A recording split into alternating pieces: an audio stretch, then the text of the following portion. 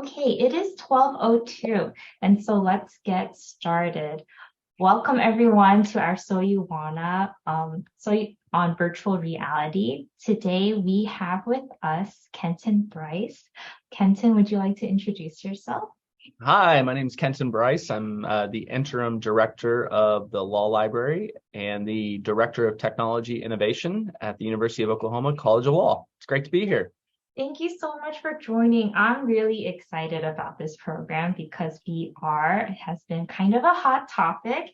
And so I was really excited to learn that OU has started their program. And so I guess we could just jump into it. What exactly is VR? Yeah, great question. VR stands for virtual reality for everybody out there. It's kind of a loose definition and it depends on who you ask. And the reason why I say that is we've had virtual reality for a very long time. It's not a new technology. It's been around for a while. But just like AI and ChatGPT, it's way more approachable in the past 5-6 years than it ever has been. So when people think of VR, they're usually thinking about a headset.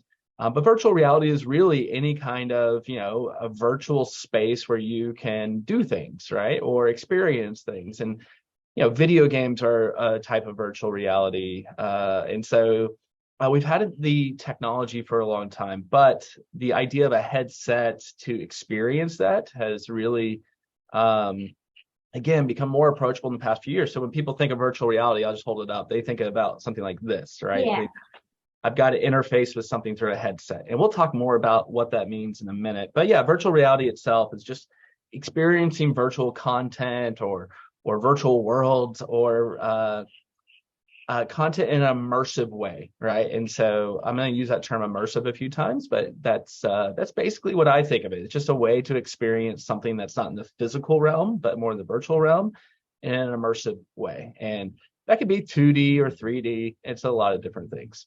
Yeah, that's a really good definition, I think. And so I guess my next question then is what are the possibilities of VR? And maybe we can talk about what are the possibilities in the library world in particular? Yeah, great. So as everybody on the webinar probably sees, I do have my screen actually shared. So I'm going to run through some slides here in a little bit as we talk. And I'll show you examples of what we've been doing. So here at OU, I've been playing around with virtual reality technology, headset technology, immersive technology since 2016. And I can't believe it's been 7 years. I mean, that's just wild to think about. That's maybe why I look like I have a little bit of mad scientist hair going on. But yeah, so, we really started in earnest back in 2017. Looking at immersive video. And so that's where we started. And so one way to experience virtual content in an immersive way is through just recorded video. And that's how a lot of people get their entry points in. And so we started curating immersive video experiences. And that's where we started. So if I go to this slide right here, this is the first video we ever showed. And it's called Clouds Over Sidra. And it's an immersive video experience of what it's like to be in a Syrian refugee camp in the country of Jordan. And it follows a 13-year-old girl named Sidra. And this came to us not for my own doing, but we curated this because our international human rights curriculum professor was like, I want to get this experience for my students. And so, but this was created professionally. And so we curated this. And then the second video we curated was what's called The Hidden. And this came to us from a student that had done an internship with the International Justice Mission. And it details the plight of slavery in India, like modern day slavery. And it was fascinating because it was a way to transport our students to a world in an immersive context that we couldn't otherwise do. Like we can't send students to India to slave camps in India. We can't send students to Syrian refugee camps.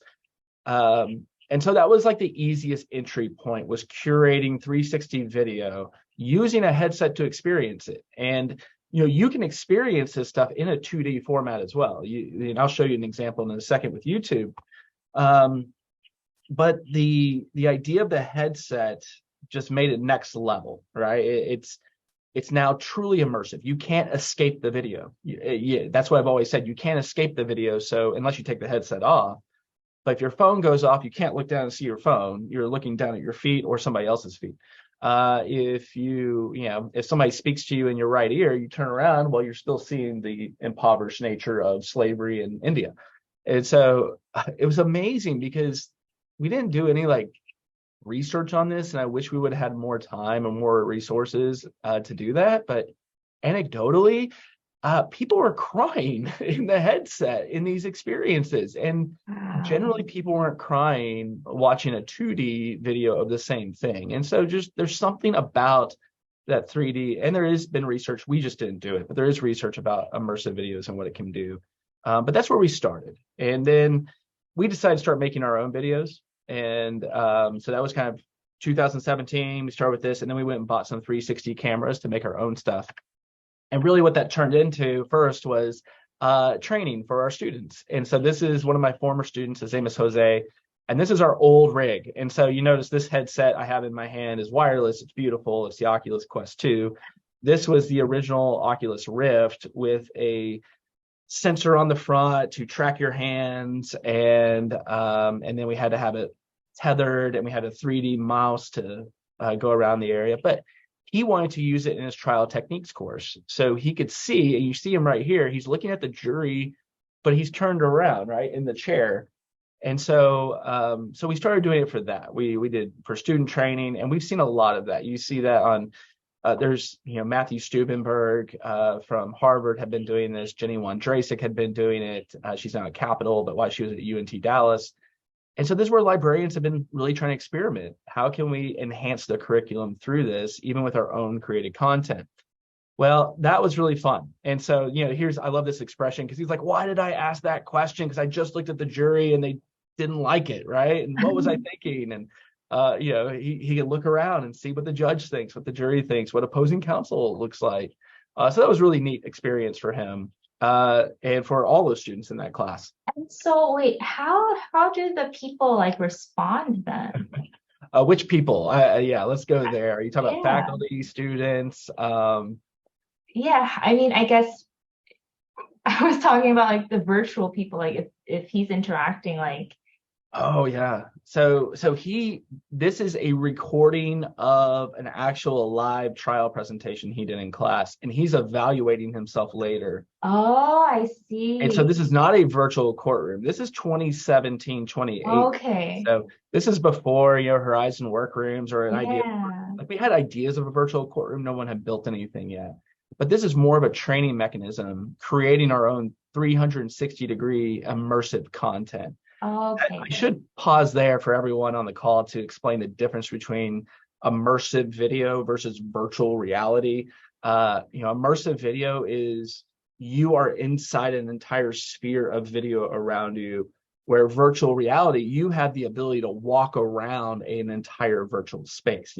So and the reason why we liked virtual video is you are untethering video from someone's point of view narrative. Now it's kind of all over. In virtual reality, you truly untether from someone else's point of view narrative, because there are no points of view that the object was created from or the experience was created from. And so when we talk about the levels of experience that we've had and use cases where we've played within the library or done work, 360 video was the first, curating it, then creating our own. And then, and so for the students, they loved it, right? They thought this was awesome. They could review themselves. The faculty were incredibly on board, bring in the cameras, just make sure it's not, in the middle of the courtroom. So this is one's off to the side by the witness stand.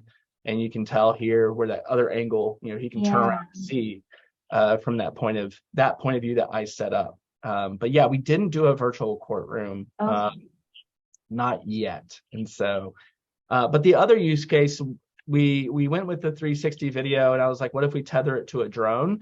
And so this is my, you probably won't hear the sound on this, but we created a series of 360 videos with drones. And we collaborated with other centers in our law school to work with them to understand the history of oil and gas production in the Permian Basin, because we do a lot of energy law, we do a lot of oil and gas, natural resources, Part of this series, oh, I want to turn on my volume, but one of the things we did was we created these 360 videos on top of drone imagery, so we could capture aerial 360 experiences. This one's actually a 360 video spread out on a 2D interface, but if we get into YouTube, you could play around with it. And so we did that, and we did that not just in oil and gas, but also like water reclamation. What do those injection wells look like for fracking? So we get our students a better understanding of not just the law, but how the law is applied in the field. And this was an incredibly fun project. Of course, I get to play around with drones, I get to play around with 360 video, and I get to play around with headsets and creating content. After that, this is one aerial shot of this well. It's a very historic well. It's called Santa Marita #1. And I was like, what if we took a bunch of images of this and then try to create a 360 or a 3D experience? And so that's exactly what we did. So thinking through, remember, two different styles of VR, immersive video and then virtual content that you could walk around. And so all these little blue boxes you see with tags are all the different images I took with my drone, creating a sphere around this oil well. And how that turned out, and let's see if this works, like that image you just saw is image number 68. But what happened is we were able to do, I just blew up my monitor, of course. Let's get that back. Okay, there we go. So this is an actual 3D model of that oil well, a very rudimentary model with very limited processing capability using all that imagery. And now we put this inside the headset so you could walk around this oil well just like you were there, basically. Now, you have to realize it's not photorealistic yet, but we were getting there. So that's kind of the different ways to use it. And immersive video is one sense, and then creating 3D content to actually experience, walk around. And that led us to some really cool stuff we got to do, and really thinking through like VR as a library. And so just how can we serve our institution? So I'll stop there for a second. We can chat some more about it before I get into another use case of what we've done around here. Yeah, so I guess that really leads into my question, which is, so why VR then? Because don't photos kind of do the same thing in terms of showing people what things look like? That's a great question. And so why VR? I think it's still an open question. When I think about for law practice and law librarians teaching law students how to use this technology for law practice, there are a few use cases where I think virtual reality makes sense. And we're not going to talk about meta yet or metaverse. We're not going to talk about that. We can, but for these two use cases, either 360 video or virtual content inside of a headset, one is to untether yourself from someone else's narrative. That's really the idea. And for better or worse, how that works in our judicial system, it is something that can be important. And so there was a case in Texas. I'll just say this because this came to mind around the same time we were doing this, and this is why it goes into our next project. There was a case in Texas that the Innocence Project took on, and a man was wrongfully accused, wrongfully imprisoned for about 25 years of his life. And one of the key pieces of evidence that everyone ignored was a bandana in the front yard. Well, if your crime scene investigators have a 2D camera and they're just taking shots of imagery from their own points of view, they may miss that, right? Or no one thinks it's relevant, so they're not going to take many pictures of it. And so that's what brought us into thinking through like crime scene recreation, and not really lawyers doing it, of course, right? You'd want CSI or, CSI isn't the TV show, but like crime scene investigators or forensics labs or, your police forces doing this. But as a lawyer, if you're on the criminal defense side or even on the prosecutorial side, you may be thinking about this. Is this a possibility that we could go do? And one of that case sticks with me because if that bandana which had some DNA evidence on it that they were able to recover later, if that had come out earlier, or it was not like if an attorney was able to quote unquote walk around the crime scene, a year later, getting ready for trial and say, hey, what's this red thing over here? Is that important? That may have saved this guy 25 years in prison. And I just think about that, right? Like, what are the things that, humans are fallible. And so when we're creating evidentiary records, when we want the most lifelike or realistic evidentiary record possible for investigation. Now, there are inherent issues with that, I know, and we're not going to have enough time to get through those and about evidence planting possibly, or our adversarial system of justice, and lots of different avenues we could have a conversation on that. But the idea about the technology being available to do that. Another case that I actually had as a litigator when I was in practice before I came here dealt with a construction defect case. And we had to do destructive testing on the construction site to actually see what the defect was. That means doing destructive testing, you can't walk around the old site anymore. It's gone because you destroyed it. And so wouldn't it be great, wouldn't it be great to be able to walk around in trial or in mediation, the old space, say, this is what it looked like before we destroyed it. And let me show you, let me bend down and get down and show you under this where this made sense, but now it's all gone, right? We can't do that. And so there's some of that element too. And the third thing, this came out at OU, working not from the law school, but it made me, again, think about use cases for law librarians, like preservation of material information.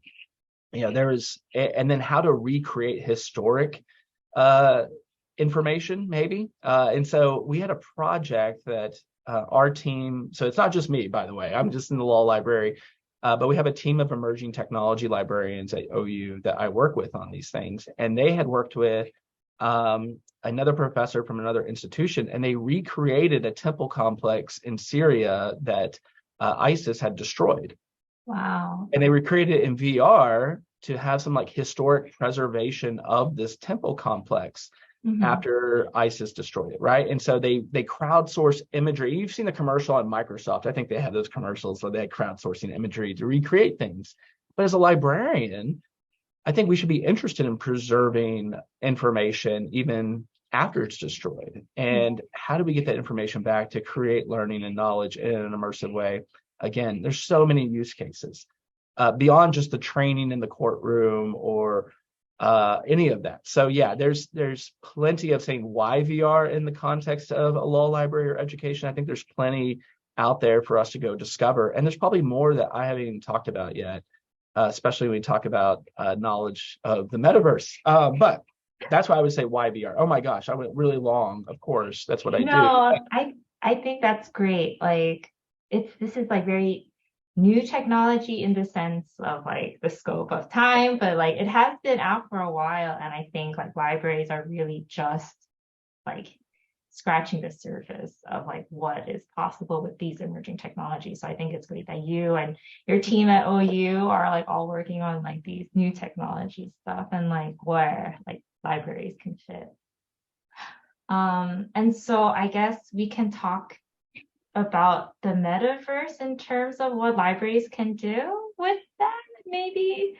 Because it's something that's like I'm interested in. Like I see like, oh, metaverse looks kind of funny now, but this is just the beginning of it. Yeah, so the metaverse is another one of those things. You don't believe the hype from certain companies that sell certain headsets, right? You don't have to have a headset to experience a virtual world, right? Oh, okay. And of course, there's a thing called the metaverse. There is a company called Meta that has tried to coin that term, but the idea of the metaverse has been around for a while, right? I was talking to some people at University of North Texas in Denton, librarians, and they're like, oh yeah, we were using the metaverse 12 years ago with a little app called Second Life. And it's like, of course, right? Of course it's the same thing. It's an immersive world that you can go create and interact in. Now, you didn't have the headsets that we do today to experience that. And so it is a different level of experience because of the headsets. But even now, there's metaverse. I'm going to keep on using that. We'll just use that term as a generic term right now, like Kleenex. Okay. Yeah. But there's Decentraland. Decentraland is a metaverse that you can experience in an immersive way to interact with people socially. You can buy things in there if you so choose. Sotheby's a few years ago created the first ever art gallery in the metaverse, so you could buy NFTs in Decentraland. And so it's a fully digital experience, and you're making digital monetary transactions to buy digital NFT artwork from Sotheby's. That was crazy, right? You wouldn't do that 10 years ago or 12 years ago. So for metaverse, I think the jury is still out. I truly do. I mean, there's multiple facets of the metaverse that are exciting. I like to think about virtual courtrooms and how we could leverage metaverse technology, the idea of these virtual worlds to interact. If I could have a virtual courtroom that is not a remote hearing, right? And so it's not a Zoom hearing. It's an actual real virtual courtroom, there are some companies working on this for training purposes. Shout out to Just VR. I worked with them a couple of years ago to help them understand the technology they were creating. And there's others for more training purposes. But if you go talk to judges, I've talked to a lot of judges about this, and they have really deep reservations about court happening in a virtual context. And the technology's there. We could create it. There are issues of authenticity of people, right? And who else is, quote unquote, in the courtroom if they're not physically present. There's ways to solve for that, but judges have really, they have some deep reservations about the idea, even the most tech-forward judges I know. And another reason is they want to, what does this mean to be able to face your accuser? If we don't have that emotional connection in a real world experience, well, why would we, what's the value of virtual worlds? And now I go to the other side. I was actually having this conversation last night with some friends who are not lawyers, not law librarians. They do not work in this industry whatsoever. And they were talking about jury selection for some reason. And I was like, well, it'd be great in the metaverse because we wouldn't have inherent biases built in if we didn't know the race or gender of the potential juror because we had an avatar.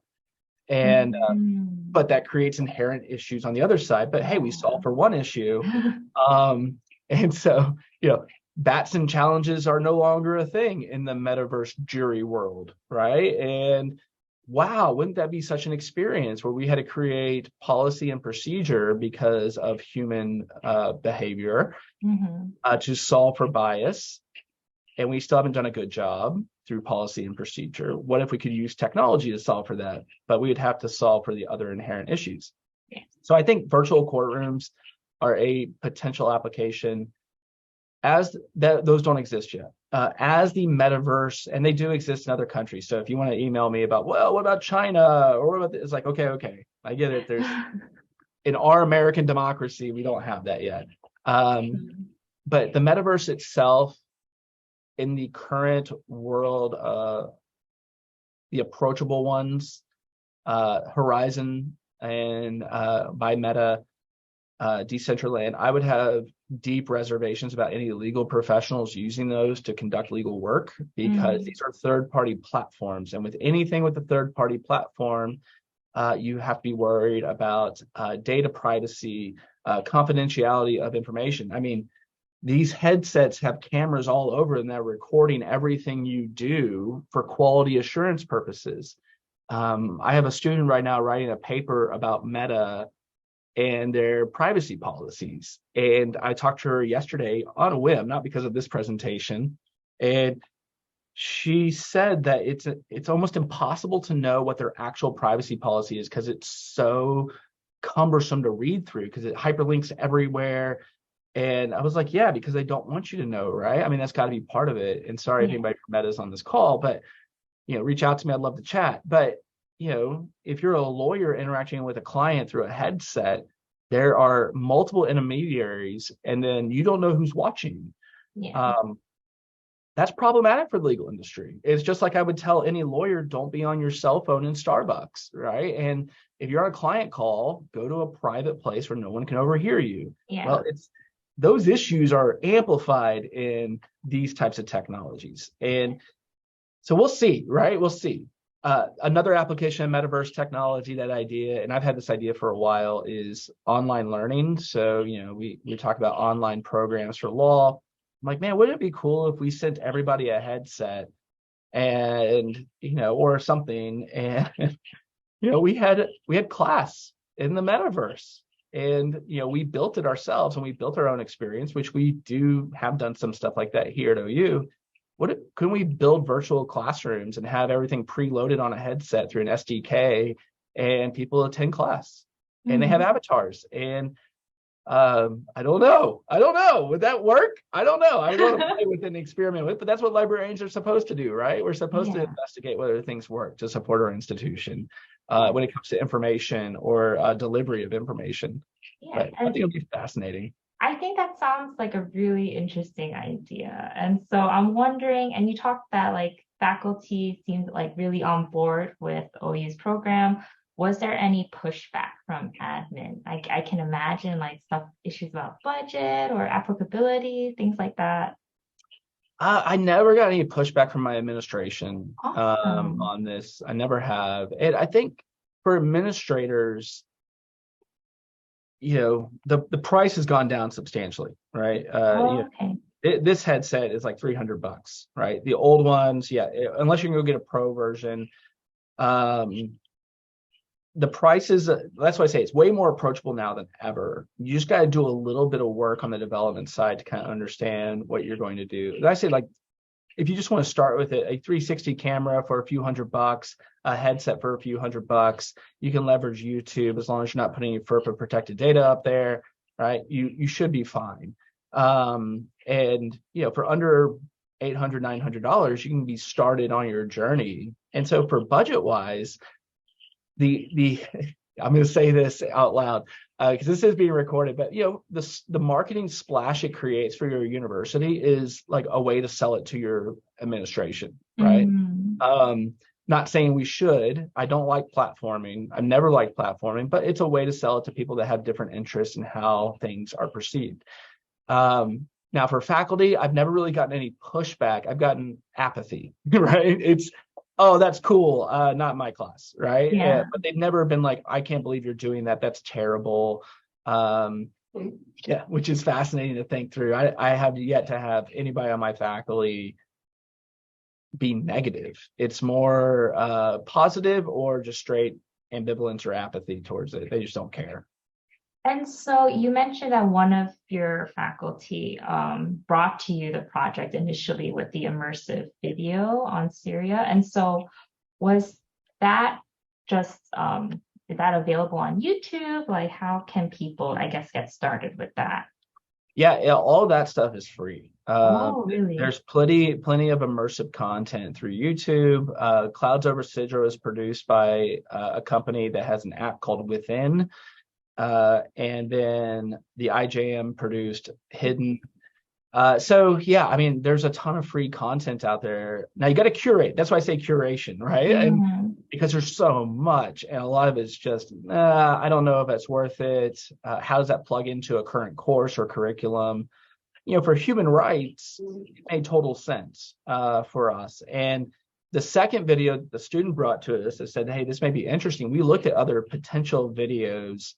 And then like, yeah, that is the best available one to document this story or create this narrative. And then we went to the professor and said, would this be something that you'd want in your class? And she said, yeah, that would be great. Yeah. But if you're just going to a professor, be like, hey, immersive video is really cool. Here's a bunch of YouTube I found. You got to be really careful with that, right? And that's why I say curation is key when it comes to the produced content if you're not going to produce it yourself. Yeah. And so I guess that is one of the other questions that I had is about other obstacles. Like would the technology itself just be the main obstacle, like just gathering everything, or? Good question. Obstacles. So it depends on what you want to do, right? I mean, it depends on what level, and I'll talk about this next project here in a second to show you what I mean about what you want to do. Um, so some of it is technical development. You can't just pick up a headset and create your own 3D world yet. There's no true like paint for that, like Microsoft Paint, right? Not yet. Yeah, but if you just want to do immersive video, that's super approachable. You can develop your own, that's super approachable. When you get to that next level of virtual content, like 3D content, there is a there is technical knowledge you're going to have to develop, and you're going to have time to do that unless you have people you can work with at your university. I'm fortunate that I have an emerging technologies team. They're incredible, and I actually sat on their hiring committee for the new director of that team after a couple of years, because there's only a few departments at the University of Oklahoma that got super involved with that team, and I was one of them. And so they had the truly technical know-how of how to create immersive worlds in Unity, like using Unity as your game engine. I'm not a coder. I'm a lawyer and a librarian, right? And so I'm going to rely on them. Now, if I had the mandate from my administration to go figure all that out, yeah, I would do that. And so some of it's time and investment. And so I'll just show you kind of what I mean by that, because it can take multiple levels. Like the coding of the imagery, what's called photogrammetry, to create that 3D model of that oil rig. That's actually pretty approachable. That's not hard to get that technical know-how. What's harder is understanding what the process looks like, how the images need to be created. And I tried to do some stuff on my own, and then I had assistance from a wonderful librarian on main campus named Christy Wyatt, and we worked well together to create some cool stuff. But this next project is something that came up because we had that relationship with that team, and noticing what potential obstacles would be there on my own side, and saying, okay, this is what we want to do, because we have a course, Trial Techniques. They were still using the old paper evidence files from NIDA, the National Institute for Trial Advocacy. You get a CD-ROM, you get some paper files, and this is one of the photos from the paper file. This guy in the file is his name is Judge Dixon. So welcome to Judge Dixon. And so if you're going to go to trial on this, you would say, this is Judge Dixon. I was like, oh, okay. Well, so spoiler alert or trigger alert for everybody, or trigger warning, you will see some fake blood. None of this is real. This is staged for students to leverage this in class. Okay. And so Judge Dixon, the whole case is an insurance case that they have to argue. And we do this every year in the same course. They have to argue this case. And the question is whether or not he committed suicide, or it was an accident for the insurance policy. So it's really not a crime scene, but we call it the crime scene. So Judge Dixon was shot in the head with a shotgun. Now, it's all fake. So these imagery is all fake. This is not real. So just FYI. But this is Judge Dixon, but this is how he ended up, right? This is the scene. This is the scene. And so this is a picture on the CD-ROM created in the 90s by the National Institute for Trial Advocacy. This is all the students get. And, I was like, wow, what if we created an immersive experience for that? So I went to my team. And so the first thing we did is we created a virtual representation of that scene. Shotgun, the chair with the ammo and the cleaning kit. There's a stock certificate of a failing company on the desk. There's a screwdriver. So we don't know if he tried to use the screwdriver to hit the trigger, or he was trying to clean it and the gun went off. We don't know. The students have to argue both sides, given the evidence. So we did this, and they could walk around. Now, the cool thing about an immersive experience like this, demonstratively, you could layer multiple things. So we actually layered the skull with the shotgun wound in the skull to talk about trajectory of the bullet or the shot. Okay. And so we were able to layer that in the virtual experience. And this cut off, I'm sorry, but you don't see the full skull. So I was like, hey, that's fascinating. What if we went that next level, going to solve for that problem of that case in Texas, right? What if we went next level? And that's when, the obstacles started forming. Like, okay, what's our budget to do this? Mm. Who's got the expertise to do this? So we solved for that through a few, like one, I was given a budget, right? So that's one obstacle, money, resources. We had a new person join the emerging technologies team who is an amazing coder. And so he knew how to work in Unity. And so we had that. And then Christy Wyatt and I got together and talked about photogrammetry and how it works. So we took all that, and we kind of figured out, okay, what are the ways to get over these obstacles? And part of it's selling it to your faculty and your dean. And you got to give the use case scenario. Would it be cool? Let's just investigate this. And it's not just about the end product. It's about the process to create that product. It's about going into the classroom and talking about this type of evidence when you're talking about authentication, or is this even admissible? Why or why not? Would this satisfy that test, right? Whether probative value outweighs the potential prejudice to a juror. The same thing they talked about in the 80s with the big poster boards of imagery. And so we sold it that way too. We got over those obstacles. And so what we did is we brought in some makeup artists.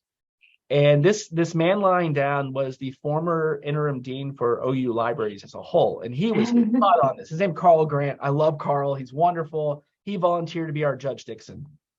And so, they try to read. This door is actually from my house. And so I have an old door, I'll bring it in, And so makeup artists come, and these guys actually work for the military and like makeup artists for like battlefield wound care, like training for medics. And they were awesome. And then so this is Christy. And she's like, okay, well, if we want to understand scale, this is how we would use these tools in like a museum context. So we're learning from other disciplines. Notice we have a shotgun that says Boomer on it because we're at OU, Boomer Sooner. We weren't allowed to bring a real shotgun on campus. We found the fake one. And so, and so we found a room, we found some time, and we took about 300 images. Wow. And then there's Carl. He was so happy. Makeup artist did a great job. Oh my God. Great job, right? And great job. He just was thrilled to be a part of this project. Yeah. And we did all that. And then this is the result. Now it's a little grainy and it's really dark right now because the brightness when I did this pic wasn't as up as it needed to be. But in the headset, you can walk around this space, see the shotgun, see the everything. And we took, this is all picture, this is all photography stitched together. None of this is animation. This is all photography. And it's a little, there's like spikes and there's peaks and valleys everywhere. And that's just the lack of processing power. If we could use a supercomputer, it'd be all smooth. Yeah. So there's some of the limitations, and that's learning about those limitations. So, and then going teaching the students those limitations in class. Yeah. Now, this final product came out in end of February 2020. So we never actually got back into class to talk to the students about it because COVID hit. And then, wow, we're getting back there. We're going back to restart the project again because we think it has value for understanding how you can create immersive evidence in a courtroom. Yeah. And there's tools you can use. There's annotation tools. You can write things in space. You can circle things. You can guide people through a little pre-recorded video through the space. You can do a lot of cool stuff. But yeah, so here's a quick video of what it's like to walk through that space. And just to give people an idea of what this is like, right? I've got my two controllers and I can do things. I can annotate, I can point at things. It's a little quote unquote grainy, but that's because we were processing this on one graphic card, like I think a TI 1080 at the time. Wow. So better tech, there's that stock certificate that was really important evidence.